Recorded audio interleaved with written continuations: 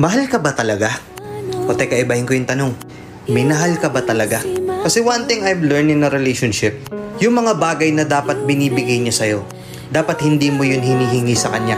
Hindi mo dapat hinihingi yung respeto. Hindi mo kailangang ipaalala sa kanya na, mag-care ka naman. Paramdam mo naman sa akin na mahal mo ko.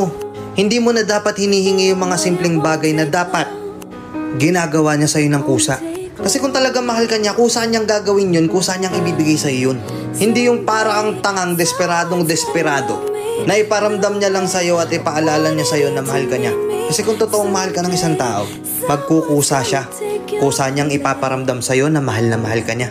Kusa niyang ipaparamdam sa'yo na nagkikare siya, na nagpapahalaga siya. Pero bakit ganun? Bakit karamihan sa atin mas pinipili na lang natin maging tanga?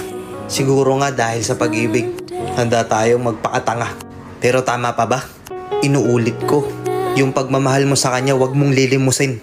Kasi kung mahal ka niya talaga, kusa niya yung ibibigay. Kuha.